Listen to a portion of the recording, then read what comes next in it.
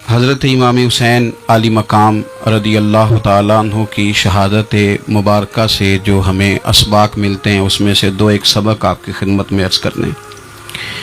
پہلے تو یہ یاد رکھ لیں کہ اللہ تعالیٰ نے اپنے محبوب کریم علیہ السلام کی زبان سے ہمیں یہ پیغام دیا ہے کہ تم مجھے یہ کہو کہ اے اللہ، ہماری نماز، ہماری قربانیاں، ہمارا جینا اور ہمارا مرنا یہ سب اس رب کے لیے ہے جو تمام جہانوں کو پالنے والا ہے۔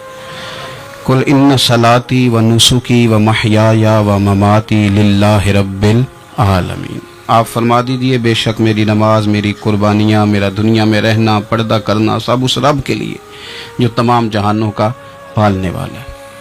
سب سے پہلے تو اپنی زندگی کے اندر 24 گھنٹوں میں سے اچھے طریقے سے سوچ کر، سمجھ کر، فکر کر کر غور کریں کہ ہمارے پاس 24 گھنٹوں میں سے کتنا وقت ہے جو ہم نے صرف اس لیے صرف کیا ہے کہ ہمارا دین کچھ تھوڑا سا آگے بڑھ جائے اور دین کے لیے ہم کچھ اپنے آپ کو پیش کر سکیں۔ اپنے وقت کا تعین کریں، اس کے بعد پھر اپنا جتنا مال اللہ نے دیا ہے اس مال میں سے آپ دیکھیں کہ ہم کیا اس میں سے اتنا کچھ نکال رہے ہیں جو تھوڑا بہت ہمارے مذہب کے لیے، دین کے مشن کے لیے کام آ جائے۔ کچھ نہ کچھ آپ باعث بنے دین پھیلانے کا۔ رسول کریم صلی اللہ علیہ وسلم نے اس ڈیوٹی کو اس رنگ میں بیان کیا ہے۔ حضور نے فرمایا کہ بلغوا عنی ولو آیا، ایک آیت تم تک پہنچ گئی ہے، اب میں تمہاری ڈیوٹی لگا رہا ہوں کہ تم نے اس آیت کو آگے پہنچانا ہے۔ صحابہ اگر ابلاغ دین نہ کرتے، تبلیغ نہ کرتے، اپنے پاس چیزیں رکھتے تو ہم تک دین پہنچتا نہ۔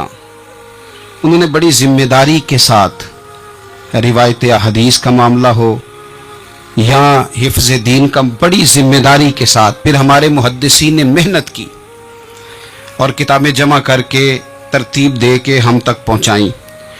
ہماری یہ ذمہ داری ہے کہ ہم خیر کی بات آگے پہنچائیں، خیر کی بات۔ ہمیں بڑی مثالیں آتی ہیں، بڑی ساری چیزیں ہمارے پاس ہوتی ہیں، بڑا کچھ ہم کہہ سکتے ہیں، بڑی ہمیں کہانیاں یاد ہوتی ہیں، تو یہ تو ہمیں الجھا دے گا یہ سارا معاملہ۔ کیا یہ اچھا ہو کہ ہم جمعے والے دن اپنے خطیب صاحب سے جو حدیث سنتے ہیں اسے اچھے طریقے سے ذہن میں بٹھائیں اور پھر پورا ہفتہ گھر کے اندر، بازار کے اندر، گلی کے اندر، دوستوں میں، بچوں میں جب بھی بیٹھیں تو اپنی بات مدینے والے رسول کی بات سے شروع کریں۔ اور آپ کو ذائقہ اتنا ملے گا کہ کسی نے حضرت ابو ہریرہ رضی اللہ تعالیٰ عنہ سے پوچھا تھا کہ آپ کو کیا شہد لگا ہوا ہے کہ ہر وقت لوگ آپ کے گرد بیٹھے رہتے ہیں، ہر وقت مجمع ہی رہتا ہے؟ کچھ لوگ ہوتے ہیں نا جی، وہ بیٹھ جائیں تو محفل ہو جاتی ہے، چلنے لگیں تو جلوس ہو جاتا ہے۔ کچھ لوگ ہوتے ہیں تو کہا حضرت آپ کون سا شہد ہے؟ تو حضرت ابو ہریرہ فرمانے لگے شہد میاں کوئی بھی نہیں، میں نہ کسی کو اپنی بتاتا ہوں، نہ باپ دادا کی بتاتا ہوں، نہ برادری قبیلے کی بتاتا ہوں، میں تو جس کو بھی بتاتا ہوں محمد عربی کی بات ہی بتاتا ہوں۔ تو بس یہ آپ سمجھ لیں کہ میری بات بن گئی ہے تیری بات کرتے کرتے۔ تو ایک یہ بات آپ نے ذہن میں رکھنی۔ دوسرا پیغام میرا آپ کے لیے یہ ہے آج کی اس خوبصورت بزم میں کہ دین اور دیندار لوگ ایک نیکی کریں کہ وہ لوگوں کے دلوں میں اگر دین کی محبت نہیں بھر سکتے تو کم از کم نفرت تو نہ بھریں۔ اب تو یقین کریں کہ تکلیف روز بروز بڑھتی چلی جا رہی ہے۔ یوں لگتا ہے کہ دین دنیا میں صرف بحث کرنے کے لیے آیا، لڑائیاں ہی لڑائیاں ہیں، مناظرے ہی مناظرے، بحث ہی بحث۔ کیا شکل دکھا رہے ہیں ہم لوگوں کو مذہب کی کہ اس میں صرف بحث ہے، لڑائی ہے۔ نبی پاک صلی اللہ تعالی علیہ وسلم کم ناراض ہوتے تھے، لیکن مسلم شریف میں حدیث ہے، کچھ لوگوں نے شکایت لگائی کہ یا رسول اللہ صلی اللہ علیہ وسلم ہماری مسجد کا امام لمبی نماز پڑھاتا ہے، کوئی اتنا قابل تعزیر جرم تو نہیں تھا، نماز لمبی پڑھاتا ہے۔ تو مسلم شریف میں ہے کہ اللہ کے محبوب صلی اللہ تعالی علیہ وسلم غضبناک ہوئے، اور لفظ کیا ہے؟ حضور فرمانے لگے میں لوگوں کو دین کے قریب کرتا ہوں، تو دور کرتا ہے۔ فرمایا خود پڑھنی ہو تو جتنی مرضی لمبی پڑھنا، لیکن لوگوں کو مختصر نماز پڑھا تاکہ وہ دین کے قریب آئیں۔ حضور مفتی اعظم عالم اسلام شہزادہ اعلیٰ حضرت شیخ مصطفیٰ رضا خان صاحب رحمۃ اللہ علیہ، ہمارے دادا مرشد، آپ کے خلاف کچھ لوگوں نے کتاب لکھی اور بریلی شریف کے عرس میں وہ کتاب بانٹی گئی. 24 سفر کو علماء کی وہاں میٹنگ ہوتی ہے اور ہزاروں علماء اس میں راسخ العلم لوگ وہاں موجود ہوتے ہیں، راسخ العقیدہ. حضور مفتی اعظم نے وہ کتاب سامنے رکھی اور کتاب سامنے رکھ کے علماء سے کہا کہ یہ شرعی اعتراض ہے مجھ پر اور یہ اس کا جواب ہے، یہ شرعی اعتراض ہے، یہ اس کا جواب ہے، یہ شرعی اعتراض ہے، یہ اس کا جواب. جو شرعی اعتراض تھے ان کے جوابات دے دیے. فرمایا کچھ انہوں نے نا اخلاقی اعتراضات کیے ہیں تو میں کسی کی ذات پر اتر کر بات نہیں کرنا چاہتا. کچھ انہوں نے ذاتی اعتراضات کیے ہیں اور جو مہذب قومیں ہوتی ہیں وہ کسی شخص کی شخصیت پر اتر کر، نیچے اتر کر بات نہیں کرتی. تو یہ شرعی اعتراضات تھے، یہ جواب ہے. تو علماء نے پوچھا کہ حضرت یہ کتاب کب چھپے گی؟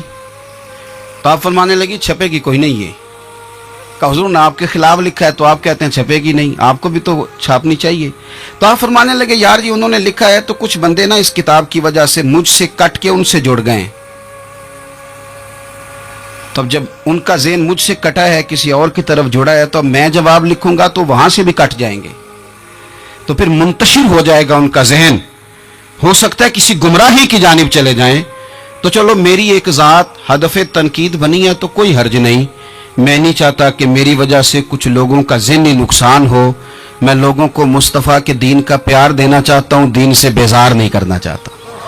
مہربانی فرمائیں. میں نے جمعے میں بھی یوں دونوں ہاتھ باندھ کے کہا تھا تقریر کرنے والوں، نقابت کرنے والوں بس کرو. آپ اپنی تقریر چمکانے کے لیے قوم کو تقسیم کر دیتے ہو. حق کی بات کے اظہار کا معنی لڑائی تو نہیں ہوتا. ہمارے جتنے بزرگ تھے وہ سارے حق کی باتیں کرتے رہے، لیکن اتنا انتشار، اس قدر زیادہ جو ہے وہ تانا زنی، اس قدر زیادہ خوف کا معیار. اور میں نے جمعے میں بھی کہا تھا، پھر کہتا ہوں، اس زمانے میں جتنا کو زیادہ شرارتی ہوتا ہے اتنا زیادہ وہ طاقتور ہوتا ہے. شریف آدمی شرارتی کا مقابلہ کیسے کرے گا؟ ہم نے شرارتی لوگوں کو مضبوط کر دیا ہے.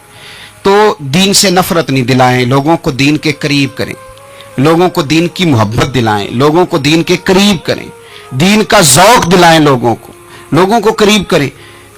آج کی بات ہے، ایک دوست بڑی دور سے آیا ہے، آج کی بات بڑی دور سے. اس نے مجھ سے آ کے کہا کہ حضرت صاحب اب تو میری حالت یہ ہے کہ میں گناہ کر کر کے تنگ آ گیا ہوں. میرے ارد گرد گناہ کے مواقع رہتے ہیں، میں تنگ آ گیا ہوں. لیکن میں ایک منتشر آدمی ہوں، مجھے ہر وقت کا وسوسہ، ہر وقت کی پریشانی، ہر وقت کی مصیبت. وہ کہتا ہے میں جس عالم کے، درویش کے، صوفی کے، مولوی کے قریب جانے لگتا ہوں اس کے خلاف مجھے کوئی نہ کچھ ہے مل جاتی ہے. تو دین سچا ہے، کھرا ہے، تو کیا ایسا نہیں ہو سکتا کہ دین پہ عمل کرنے والا بھی کوئی کھرا مل جائے؟ میں جدھر جاتا ہوں مجھے کوئی نہ کوئی اس بندے کے خلاف کہانی مل جاتی ہے. تو یاد رکھیں جب لوگ دینداروں سے نفرت کرتے ہیں تو پھر دین سے نفرت کرنے لگتے ہیں. یہ ہم نے تباہی کر دی ہے، ہم نے ظلم کی انتہا کر دی. مہربانی فرمائیں، یہ بڑا صاف ستھرا دین ہے، یہ بڑا پارسا دین ہے، یہ بڑا کھرا دین ہے. اور یہ جو آپ کو لوگ بتاتے ہیں نا سارے غلط ہو گئے، ایک میں صرف ٹھیک بچا ہوں، تو انہیں بتاؤ تمہاری بات مانے کہ مدینے والے رسول کی بات مانے. نبی پاک صلی اللہ علیہ وسلم نے فرمایا میری امت کبھی گمراہی پر جمع نہیں ہوگی. یہ نہیں ہو سکتا کہ ساری گمراہ ہو جائے. تو اس لیے انتشار کا مزاج چھوڑیں اور لوگوں کو میٹھا، ٹھنڈا، پیارا، خوبصورت دین لوگوں تک پہنچائیں. میٹھی بات کریں اور اچھے طریقے سے لوگوں تک پیغام حق پہنچائیں. لوگ کہتے ہیں جی میں بات سچی کرتا ہوں اس لیے تلخ رہتا ہوں. نبی پاک سے زیادہ سچی بات تو کوئی بھی نہیں کرتا تھا. حضور بات بھی سچی کرتے تھے اور لہجہ بھی شہد سے زیادہ میٹھا ہوتا تھا. تو یہ کون سی کہانی سنا رہے ہو؟ نہیں کہ میں کڑوا اس لیے ہوں کہ میں سچ بولتا ہوں. سچ کڑوا نہیں ہوتا، سچ تو شاندار ہوتا ہے، سچ تو سونا ہوتا ہے، سچ کا تو چہرہ نکھرا ہوا ہوتا ہے. سچ کہاں کڑوا ہوتا ہے؟ کڑوا کسیلا تو ہے، اس لیے تو نے ساری تباہی اتار دی. تیسری بات، آج کی اس گفتگو میں تیسرا پیغام امام علی مقام کی شہادت کے لحاظ سے یہ سنیں کہ ضروری نہیں کہ جو بات آپ کر رہے ہوں سارے لوگ اس سے ایگری بھی کریں. یہ بھی ضروری تو سب کو منوانے کا مزاج بھی چھوڑ دیں. یہ بھی امام حسین کا پیغام ہے. اس وقت تو ڈھیر سارے لوگ یزید کی طرف چلے گئے تھے اور امام علی مقام میدان میں نکلے اور معمولی آدمی نہیں، نواس رسول، جگر گوش ہے بطول. یہ جو کربلا کی ریت پہ خون بہا ہے، یہ آپ کو پتہ ہے خون کس کا ہے؟ یہ رسول کریم کا خون ہے. یہ نبی کریم کا خون بہا ہے، اللہ کرے آپ کو سمجھ آئے، نبی پاک کا خون بہ گیا، لیکن 4.5 سال حکومت پھر بھی یزید کر گیا۔ آپ کو کس بات کی جلدی ہے کہ سارے لوگ مان جائیں اور سارے ہمارے پیچھے لگ جائیں اور سارے جو میں کہہ رہا ہوں اس کے پیچھے لگ جائیں؟ یہ آپ کو جلدی کیوں ہے؟ مجھے جلدی کیوں ہے؟ بھئی وہ 4.5 سال پھر بھی نکال گیا۔ حضرت یوسف علیہ السلام پر جناب زلیخا نے الزام لگایا تھا، حضرت یوسف سچے تھے، پر پورے مصر میں اس نے بات بھی پھیلا دی، 12 سال جیل میں بھی رہے، تھے تو سچے نا، لیکن اس سچ کو نکھرتے 12 سال لگ گئے۔ لیکن رب کریم نے فرمایا یوسف سچے ہو، پر 12 سال پھر بھی جیل میں رہنا پڑے گا، سچے بھی ہو کھرے بھی ہو، پر 12 سال جیل میں رہے۔ پر عرش کے مالک نے فرمایا پہلے آپ مصر کے قیدی تھے، اب آپ کا سچ نکھر گیا ہے تو مصر کا حکمران بنا دیا جائے گا۔ چوتھی بات یہ سنیں اور اچھے طریقے سے، ہمارے ہاں نا ہماری محفل رہ گئی ہے، تنہائی ختم ہو گئی ہے، تھوڑا تنہائی میں رہنا بھی شروع کریں۔ تنہائی میں کس طرح رہنا ہے؟ مصلی کے ساتھ، عبادت کے ساتھ، درد کے ساتھ، سوز کے ساتھ، یعنی ذوق کے ساتھ۔ کوئی نعت چلا لیں آپ اور آپ ہوں، کلام ہو اور مدینے والے رسول کی یاد ہو، بے آباد نہ رکھیں، اپنے دل کو آباد رکھیں۔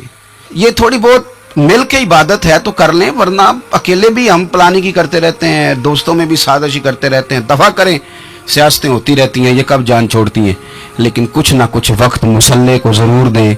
9-10 محرم کی درمیانی رات عمر بن سعد امام علی مقام کے خیمے میں آیا اور آ کے کہنے لگا حسین باتیں دو ہی ہیں، اب یزید اور عبید اللہ ابن زیاد اور دیگر کوئی اور بات سننے کو تیار نہیں ہوتے، دو ہی باتیں ہیں، یا آپ کو بیعت کرنی ہے یا جنگ کرنی ہے۔ تو امام علی مقام فرمانے لگے کہ مجھے 1 رات کی مہلت دے دو، 1 رات کی مہلت، سویرے بتاؤں گا کیا کرنا ہے۔ 9-10 کی درمیانی رات عمر بن سعد نے کہا ٹھیک ہے میں سویرے آ جاؤں گا۔ تو عمر بن سعد خیمے سے باہر نکلا تو حضرت عباس بن علی، حضرت عباس رضی اللہ تعالیٰ عنہ حاضر بارگاہ ہوئے تو امام علی مقام سے عرض کرنے لگے بھائی جان مجھے پتہ ہے سویرے آپ نے کیا فیصلہ کرنا ہے، اور آپ کو بھی پتہ ہے سویرے کیا فیصلہ کرنا ہے، تو یہ بد باطن قسم کے لوگ ہیں، یہ سوچیں گے پتہ نہیں حسین کمزور پڑ گیا، تو ابھی بتانا تھا کہ ہم نے بیعت نہیں کرنی، آپ نے رات مہلت کیوں مانگی؟ یہ پتہ نہیں رات کیا کیا بدگمانیاں سوچیں گے، فیصلہ تو سویرے بھی وہی ہونا ہے اور اب بھی وہی ہونا ہے کہ ہم یزید کی بیعت کرنے کو تیار نہیں ہیں، تو آپ یہ بھی بات کر دیتے۔ تو امام حسین فرمانے لگے عباس تیرا کیا خیال ہے؟ میں نے سوچنے کے لیے ٹائم لیا ہے، تیرا کیا خیال ہے کہ میں نے کوئی نئے راہ تلاش کرنی ہے، کوئی مجھے اور کسی فوج کے پہنچ جانے کی امید ہے؟ کہا نہیں مجھے کچھ بھی نہیں کرنا، نہ کچھ سوچنا ہے، فیصلہ بھی وہی ہے جس کا تجھے پتہ ہے، لیکن بھائی یہ آخری رات بچی ہے، کل حسین دنیا سے جائے گا، آخری رات بچی ہے، دل کرتا ہے کہ آج کی رات نہ میں رج رج کے اپنے رب کو سجدے کروں، میں جی بھر کے اس کی عبادت کروں، یہ پیشانی اس کے حضور ناز جھکے۔ او یار حسین ابن علی تو ایک رات باقاعدہ بچائیں کہ میں نے اللہ کے حضور حاضری دینی ہے اور تو ساری راتیں ضائع کر دیتا ہے۔ تو تنہائی میں کچھ نہ کچھ عبادت کریں۔ میں اللہ کے حضور دعا کرتا ہوں کہ اللہ تعالیٰ میدان کربلا کی ہواؤں کا صدقہ، اللہ تعالیٰ حسین ابن علی کے خون کا صدقہ ہماری زندگی پردہ پوشی والی کرے اور موت ایمان والی کرے، اور اللہ تعالیٰ ہمیں ہر فتنے سے محفوظ رکھے اور ہماری اولادوں کو بھی حضور کی اولاد کا وفادار رکھے۔